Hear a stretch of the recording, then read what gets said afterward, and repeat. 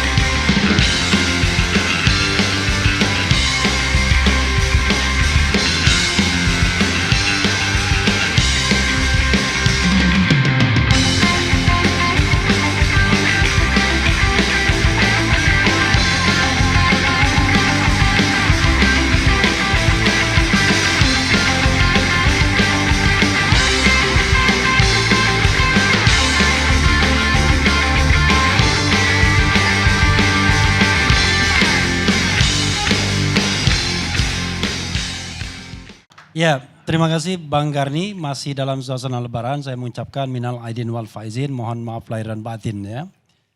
Jadi kawan-kawan semua, terima kasih untuk tidak dipotong. Jadi kita sudah menyampaikan kesimpulan tanggal 16 April kemarin, tepat pukul 13.00 dan itu sesuatu yang luar biasa. Ya. Selama ini yang namanya sidang pilpres itu biasanya tidak diberikan kesimpulan. Tidak hanya kesimpulan yang kita sampaikan, tetapi juga hakim atau majelis hakim Mahkamah Konstitusi membolehkan untuk menambah bukti. Luar biasa. Dan juga mengomentari atau menggarisbawahi keterangan 4 menteri. Karena dalam sidang terakhir kita tidak diberikan kesempatan untuk bertanya. Karena posisi menteri bukan sebagai saksi atau ahli, tapi pihak pemberi keterangan. Jadi kita tidak diberikan kesempatan. Tetapi diberikan kesempatan untuk dimasukkan dalam kesimpulan. Nah itu luar biasa. Saya berbahagia, bergembira dengan kesempatan-kesempatan tersebut. Itu menunjukkan bahwa hakim konstitusi ingin menggali hal-hal yang sifatnya substansial, kualitatif. Itu makin menegaskan. Mereka ingin sekali apa sih yang menjadi persoalan.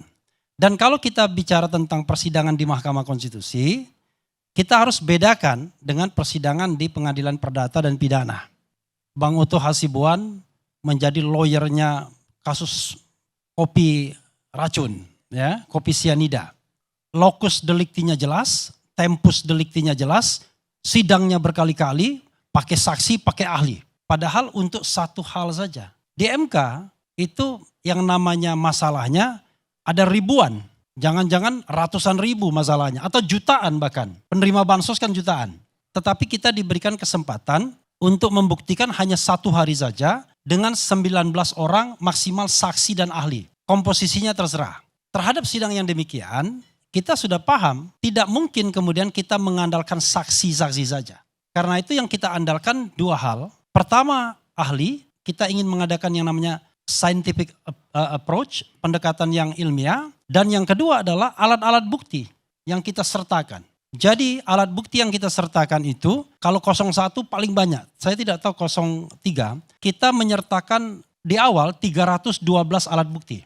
Kemudian ketika menyampaikan kesimpulan kita tambah 31 alat bukti. Jadi alat bukti kita 343. bandingkan dengan alat bukti KPU atau pihak termohon yang kalau dia tidak tambah, saya tidak tahu apakah ada tambahan atau tidak, cuma 43 alat bukti. Pihak Bang Oto, pihak terkait, cuma 6 alat buktinya. Jadi kalau kita misalnya vis-a-vis dihadapkan alat bukti, maka paling tidak Hakim MK bisa membaca itu. Jadi tidak hanya yang tampak di persidangan, tapi apa yang diajukan di dalam dokumen permohonan plus alat buktinya itu menjadi satu hal. Kemudian kita di dalam kesimpulan mengatakan sama seperti Bang Henry, bahwa yang kita dalilkan itu terbukti semua.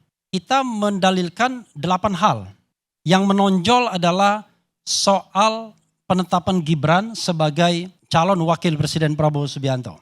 Di dalam permohonan dan kemudian terbukti dalam persidangan, kita mengatakan ada 2 jenis pelanggaran sesungguhnya yang menonjol. Satu pelanggaran yang sifatnya terukur, 2 pelanggaran yang mungkin dalam bahasa lama dikatakan pelanggaran yang sifatnya terstruktur.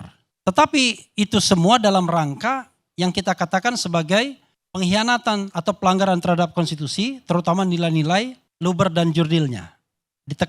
Ditekankan pada kata bebas, jujur, dan adilnya. Oke, satu-satu kita bedah misalnya.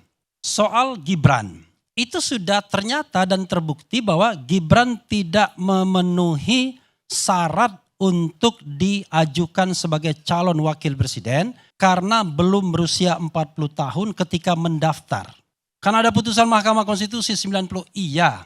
Tetapi menurut Hakim Arief Hidayat yang ternyata dalam persidangan, putusan MK itu ada 2. Ada yang namanya self-executing dan ada yang non-self-executing. Non-self-executing itu salah satunya misalnya apa yang pernah saya sampaikan mengenai unregistered voters untuk bisa memilih. Itu putusan MK 2 hari sebelum Pilpres 2009 yang saya ajukan.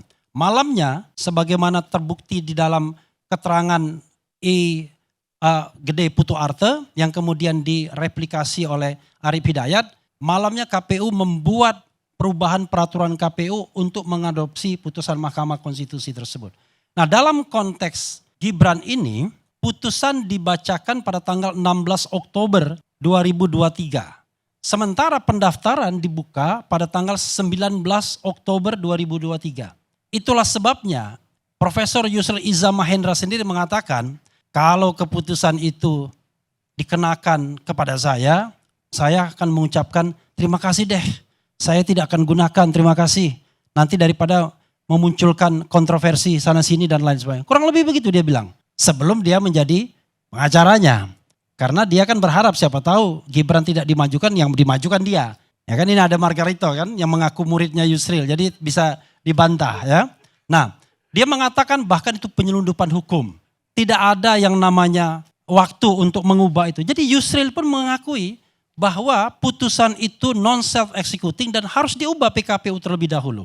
Terbukti lagi ternyata ada konspirasi dalam tanda kutip. Walaupun saya mau buang tanda kutipnya. Ada konspirasi, buang tanda kutipnya. Ada konspirasi antara KPU dan pihak paslon 02. Kenapa? KPU bukan lalai. Saya tahu nanti putusannya gini. Kelalaian seseorang ya tidak bisa ditimpahkan akibatnya kepada orang yang lain. Kan begitu? Ini bukan kelalaian, ini konspirasi. Jadi yang namanya KPU sudah tahu betul dia punya kewajiban untuk mengubah PKPU. Tetapi pada saat itu unfortunately lagi reses DPR. Karena DPR lagi reses, dia coba selundupkan itu ke Ditjen Perundang-undangan. Dia sampaikan perubahan PKPU tanpa konsultasi DPR. Untungnya Ditjen Perundang-undangan Kumhamnya agak lurus ya, entah karena kubu yang mana ya, kita nggak tahu kan. Dia tidak mau undangkan PKPU tersebut karena belum mencapai prosedur yang benar yaitu konsultasi DPR. Karena dia tidak bisa mengubah itu, dia keluarkan surat kepada partai politik woro-woro yang dianggap surat edaran. Padahal itu surat untuk partai politik agar ayo undang. Siapa yang mau mencalonkan diri dan lain sebagainya. Oke, itu 2. Yang ketiga, di dalam penetapan itu dia sama sekali tidak menyebut putusan MK 90 dan masih menggunakan PKPU 19 yang masih menyebut 40 tahun tanpa pengecualian. Padahal akhirnya dia ubah PKPU-nya pada tanggal 3 November di mana sudah tutup pendaftaran itu.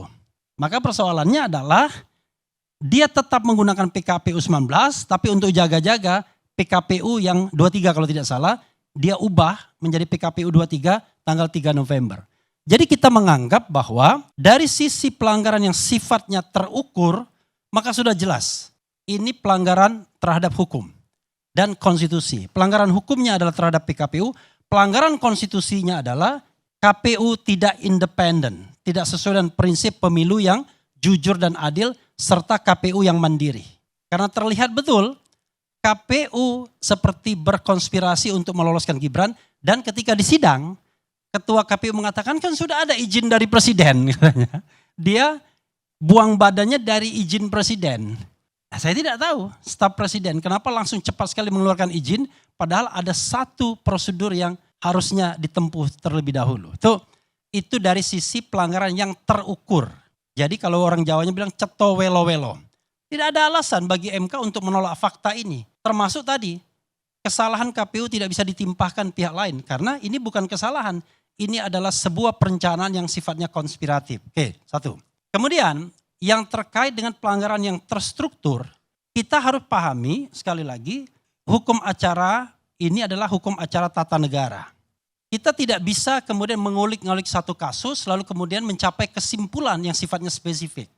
Saya mengatakan bergantung kepada sejauh mana hakim diyakinkan bahwa sudah terjadi hal-hal yang didalilkan tersebut. Sebagai contoh misalnya, klaim umum kita adalah telah terjadi pengkhianatan terhadap konstitusi, pelanggaran terhadap pemilu yang jujur dan adil.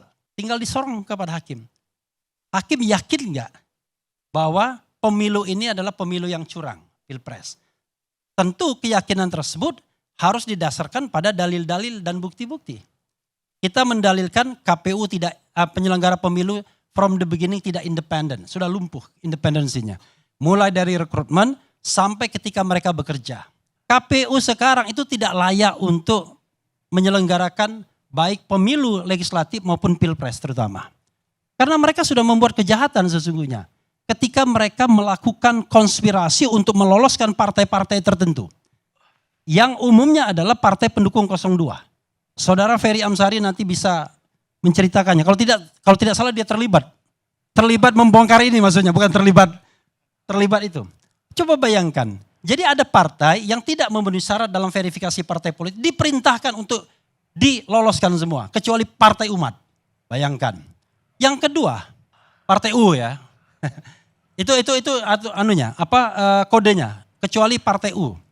Yang kedua, bagaimana seorang ketua KPU bisa cawe-cawe dengan calon peserta partai politik pemilu, wanita emas. Untuk semua kesalahan-kesalahan tersebut, 5 kali dia diberikan peringatan. 2 diantaranya peringatan keras dan terakhir 1 peringatan keras. Coba bayangkan kalau orang ini tidak hebat benar, udah lama dia tumbang. Paman Usman aja sekali bikin kesalahan tumbang dia. Dengan MK. Ini dengan DKPP tidak tumbang-tumbang. Ya kan? Bagaimana dengan Bawaslu? Sama. Laporan 01 itu ada puluhan. Alhamdulillah tidak ada yang diproses. 03 juga, saya tidak tahu 03. 01 tidak ada yang diproses. Nah ini makin menunjukkan, sementara laporan yang itu jelas sekali. Ceto welo-welo. Ada yang namanya bagi-bagi duit. Kan ada videonya. Masa sih dia tidak menggunakan hati nurani dan pikirannya untuk mengatakan bahwa itu money politics. Ada pengarahan kepala desa di GBK. Masa itu bukan pelanggaran? Padahal mengundang salah satu calon dan lain sebagainya. Jadi dalil bahwa penyelenggaranya tidak independen terbukti termasuk DKPP. Bagaimana mungkin ada ketua KPU yang melanggar berkali-kali, didemosi saja tidak, apalagi dipecat. Kan biasanya demosi, lalu dipecat. Tapi ini didemosi saja tidak, dipecat apalagi. Nah, apalagi dalil kita yang terbukti. Soal bansos misalnya. Soal bansos ini dalam tanda kutip, buang tanda kutipnya. Kita ditipu oleh para menteri-menteri yang 4 itu. Dia seolah-olah everything is okay. Tapi setelah kita kulik-kulik, waduh. Yang dilakukan misalnya Sri Mulyani. Kalau kita lihat yang namanya bansos, itu adalah bagian dari perlinsos, perlindungan sosial. Kalau kita lihat yang namanya perlinsos, itu dananya 489 496,8 triliun. Itu yang di APBN. Tapi jangan lupa, ada yang namanya automatic adjustment senilai 50 triliun yang dipotong pada bulan Januari. Bayangkan, tahun anggarannya baru dimulai langsung ada pemotongan. Biasanya pemotongan dilakukan karena realisasi pendapatan di bawah target. Karena realisasi pendapatan di bawah target, pemotongan dilakukan agar APBN tetap bisa dipertahankan. Ini enggak. Jadi kementerian lembaga dipotong lembaganya 5% dan menjadi uangnya 50 triliun. Lalu Menteri Keuangan mengatakan itu bukan untuk bansos. Tetapi lini masa, berita-berita yang kami sertakan sebagai bukti juga dan di dalam kesimpulan, Erlangga Hartarto mengatakan itu untuk bansos. Satu, ya. Yang kedua adalah di mana pelanggaran hukumnya? APBN 2024 itu disahkan pada bulan September 2023. Tetapi kebijakan untuk perpanjangan bansos El Nino itu dicapai pada bulan November 2023. Dan itu tidak tanggung-tanggung. Bansos El Nino itu diperpanjang Desember hingga Juni. Kenapa Juni? Ada putaran kedua. Saya ngomong apa adanya. Makanya kemudian dipatok Juni 6 bulan tersebut. Itu tidak sesuai dengan APBN dan menurut Antoni Budiawan misalnya itu melanggar tidak hanya hukum tapi juga konstitusi. Karena harusnya dengan persetujuan DPR. Rupanya kawan-kawan semua, ibu-ibu dan bapak-bapak sekalian, pada masa pemerintahan Jokowi ini tidak lazim lagi yang namanya APBNP. Anggaran pendapatan dan belanja negara perubahan. Bikin aja dia perpres untuk mengubah nomenklatur di APBN dan DPR-nya diam saja. Sebenarnya praktek itu ketika COVID melalui Perpu nomor 1 2020 yang memberikan kewenangan kepada eksekutif untuk mengobrak-abrik APBN. Makanya pada waktu itu dikatakan bahwa yang namanya DPR itu menyerahkan kewenangannya kepada eksekutif. Tapi ternyata praktek tersebut tetap dilakukan. Nah ini melanggar. Lalu ternyata tidak hanya bansos yang untuk 6 bulan itu beras dan lain sebagainya sembako, tapi juga duit.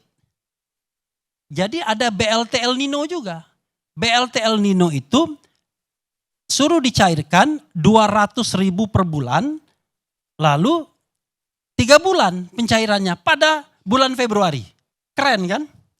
Biasanya orang itu kalau rapel itu di awal atau di akhir kan, ini di tengah. Menjelang sebelum pencoblosan. Itulah yang kata saudara abang tadi, hebat 600.000 ya kan. Nah ahli kami Fit Adrison mengatakan ya tidak terbukti pertumbuhan ekonomi bisa meningkatkan elektabilitas. Melalui ilmu ekonometri dia mengatakan bahwa yang bisa meningkatkan elektabilitas adalah kemiskinan. Kenapa?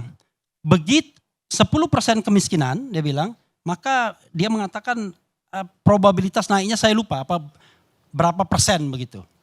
Dan dia mengatakan bahwa semakin miskin atau semakin kecil pendapatan penduduk, maka bansos itu makin besar pengaruhnya. Kan orang dikasihkan Bang Oto 600.000 cuman habis 1 kali ngopi saja, ya kan? Tapi coba bayangkan kalau rakyat yang pendapatannya saja tidak ada. Dan menjelang pemilu lagi. Nah, itu yang kemudian bisa kita garis bawahi. Misalnya lagi, ya. Muhadjir Effendi misalnya. Nggak ada perintah macam-macam dari Presiden Jokowi. Iya, tetapi dari video yang kita sertakan, dia bilang lebih baik 1 putaran aja, biar duitnya hemat dan lain sebagainya. Ya memang bukan duit Jokowi, tapi kan kalau nggak ada tanda tangan dia begini-begini dan lain sebagainya. Itu kita sertakan juga. Bu Risma, dia tidak lagi memperpanjang bansos El Nino. Kenapa? Karena El Nino itu puncaknya pada bulan September dan kemudian landai pada bulan Desember dan tidak ada lagi setelah itu. Tetapi ternyata dihidupkan lagi barang ini pada bulan November yang tadi saya katakan dan yang mengerjakannya bukan Kementerian Sosial tapi Bappenas, Badan Pangan Nasional. Yang bukan wilayah dia. Yang namanya Bappenas itu kan fungsinya bukan untuk menyalurkan bansos. Bappenas itu untuk ketahanan pangan. Namanya Badan Ketahanan Pangan. Tapi ini yang namanya menyalurkan bansos mestinya Kementerian Sosial. Tapi Kementerian Sosial miliknya PDIP. Ya kalau saya frankly speaking aja. Makanya nggak dilibatkan. Yang terjadi adalah ditangani Bappenas dan Kemensos kemudian tidak ambil alih. Dan dia tidak mengusulkan untuk dilanjutkannya Bansos El Nino dan kemudian tidak juga menanganinya. Itu yang terjadi. Jadi banyak hal yang sebenarnya terbukti asal kita mau kuliti satu-satu. Tapi kalau kita misalnya membacanya general saja, memang sepertinya nggak ada yang terbukti. Tapi begitu kita lihat, wah ini kan kubu 02 senang sekali tuh dengan apa yang dikatakan para menteri itu, seolah-olah everything is okay kan. Ini business as usual, sesuai dengan peraturan perundang-undangan. Kita buktikan itu melanggar undang-undang. Kita buktikan bahwa itu ada kaitannya dengan timingnya, ada kaitannya dengan pemilu dan lain sebagainya. Nah, beberapa hal lagi yang ini ada keterlibatan aparat misalnya, terbukti. Yang namanya menteri kampanye itu kan coba kita lihat sudah. Ada Bahlil, ada Airlangga Hartarto, kemudian ada Muhadjir Effendi, kemudian ada siapa lagi? Bahlil, Airlangga Hartarto, kemudian dari PAN Zulkifli Hasan dan lain sebagainya. Kemudian yang paling lucunya adalah 02 memajukan ahli, penjabat kepala daerah, yaitu Wali Kota Bekasi, penjabat Wali Kota Bekasi. Dia dengan yakinnya mengatakan kalau dia netral, mengajak orang untuk netral dan lain sebagainya. Tiba-tiba kita tunjukkan tuh gambar dia sedang mengadakan turnamen dan waktu seremoni angkanya 2 semua. Kita tanya kenapa angkanya 2? Kok nggak ada yang di permainan 2? Iya 2 tuh untuk seremoni. Bayangkan coba. Itu baru random ya kan. Seandainya kita punya kemampuan untuk menghadirkan para penjabat-penjabat ini, saya yakin lebih banyak lagi. Karena itu lihat tidak hanya di sidang, tapi di bukti surat-surat serta gambar serta video yang kita sampaikan. Nah, Bang Karni itu saja ya. Berbeda pendapat boleh, apalagi berbeda pendapatan jelas gitu ya. Tetapi yang ingin saya katakan adalah, lalu apa yang saya ingin simpulkan dari apa yang saya paparkan? Pertama, kalau sifatnya pelanggaran terukur itu sudah jelas. Namanya terukur measurable. Dan saya tidak bisa menerima kalau itu mengatakan bahwa itu kelalaian KPU tidak bisa ditimpahkan kepada 02 atau Gibran. Karena dia dari awal sudah tahu dan patut tahu bahwa memang mereka konspiratif sifatnya untuk meloloskan Gibran itu.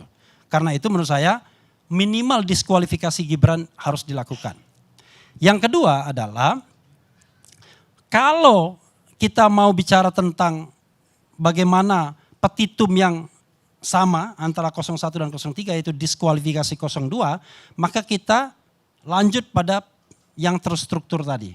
Karena kalau pelanggaran itu terstruktur artinya digerakkan oleh negara, digerakkan oleh kekuasaan, maka pasti masif dan sistematis. Itu sudah satu paket. Nah, itu bergantung 2 hal, ya. 3, imparsialitas Hakim MK, kemudian keyakinan Hakim MK, dan ketiga yang tidak kalah pentingnya adalah keberanian Hakim MK. Kenapa? Karena sudah mulai ada suara-suara yang mengatakan, wah nanti kalau kita pemungutan suara ulang akan terjadi chaos. Nanti akan melanggar kalender ketatanegaraan kita. Kemudian macam-macam lah. Dan akhirnya bukan faktor hukum lagi yang dipertimbangkan, tapi faktor non-hukum.